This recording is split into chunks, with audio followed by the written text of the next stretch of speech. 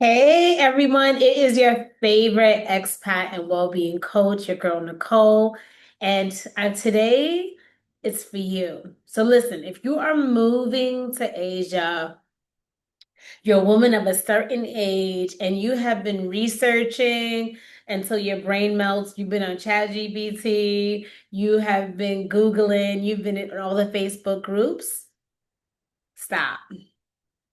I don't want you to do that anymore. You actually probably just need a decision system. And in this video, please take your notes or watch it again. I am going to give you a 7-day plan that I use to choose a country without spiraling, um, keeping me grounded, and without sacrificing your well-being. So you want to stay tuned to everything. Um, Copy it down, write it down. And of course, if you have questions, I'm more than happy to advise because spiraling is like not about you being dramatic. It's just a natural response when you're doing something that's new.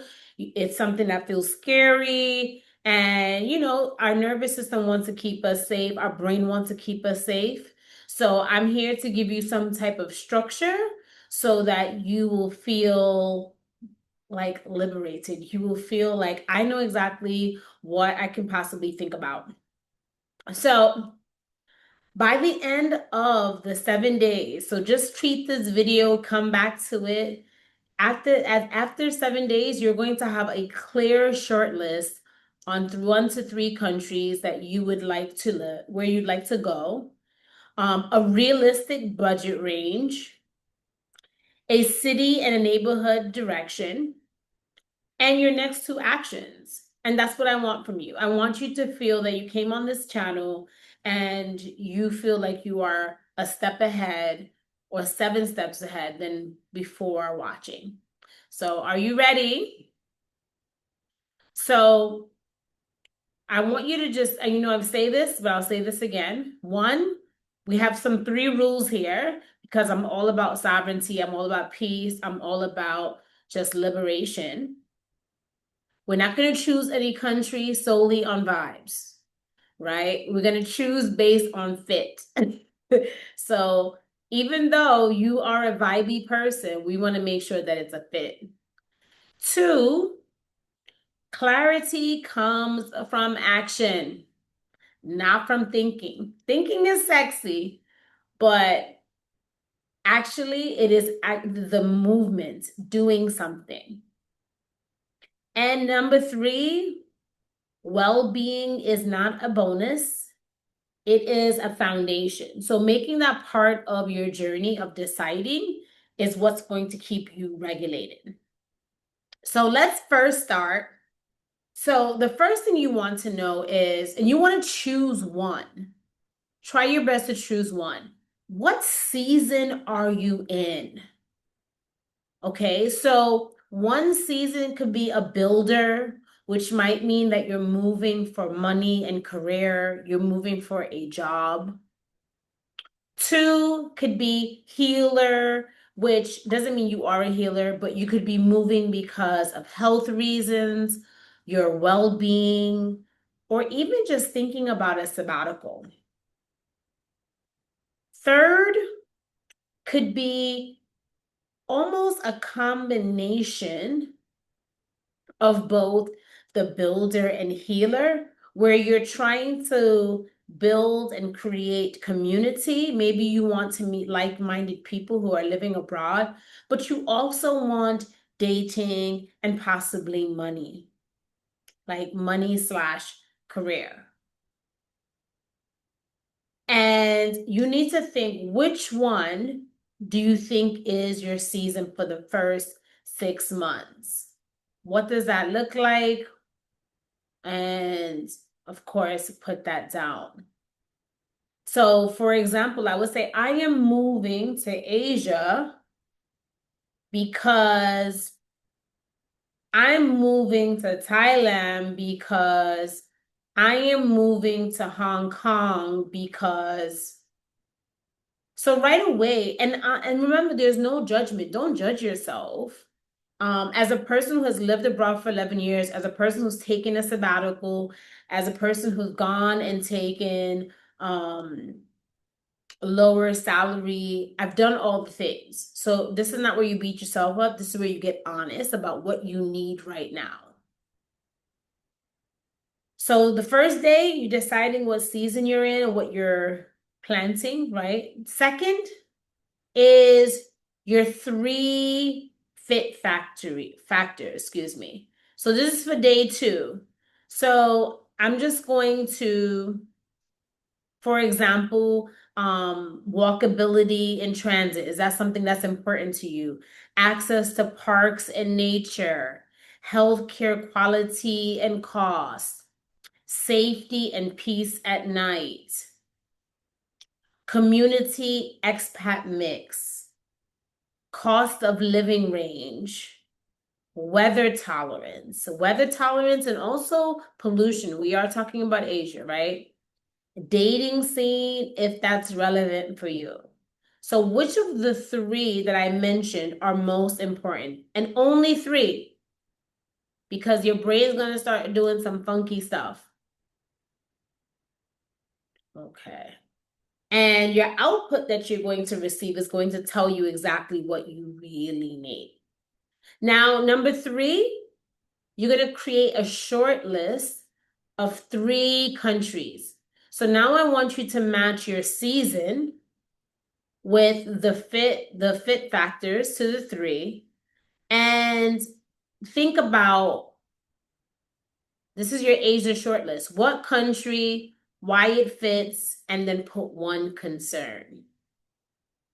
Okay? So a short list, your real concerns, and have it written down in your journal, and that's for day 3.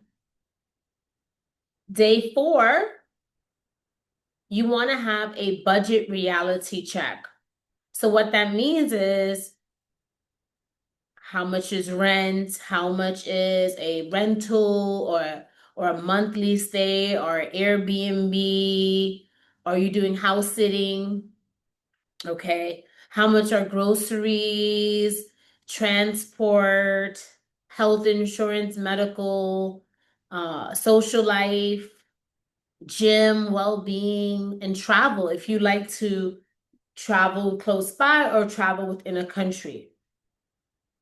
And then put, I can afford, and just note, can you afford a low mid lifestyle, mid, or high?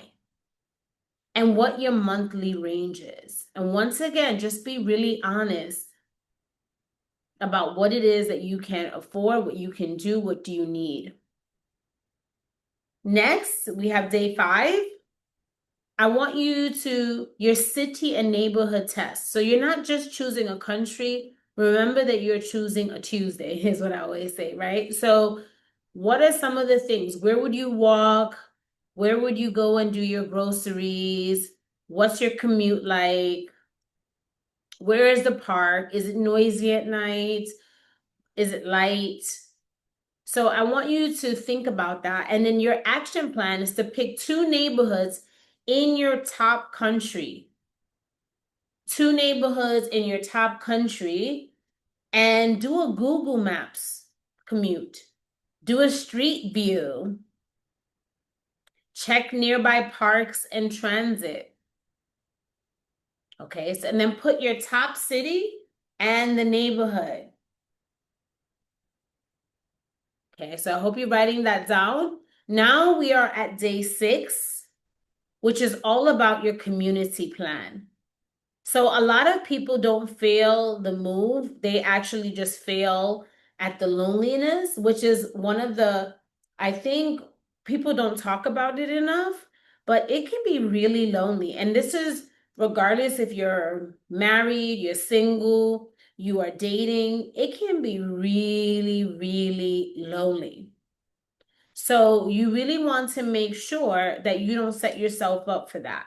Um, and when I say set yourself up for that, it's like arriving in your country and then realizing like, oh my gosh, it's quiet, right? Like today is Tuesday, right? It's quiet on a Tuesday. What would I do? So I want you to look up one expat group, one hobby class, another third place, so like a cafe, a church, whatever your faith or thing that you like to connect with, and one anchor friend goal. So you might meet them in a group, you may meet them at your job, or maybe someone that you notice that's going to the same country or someone that's in the country already. And one well-being ritual. So I said a lot of one thing, so you may want to go back and pause. So you want to have a simple social plan so that when you land, right, you don't just like isolate. I'll give you some places, for example, like you can go on Meetup. If you're on Facebook, sometimes you can look at what events are happening so you can start getting a feel of what are the places where people are meeting. And if this is something that interests you, I can do.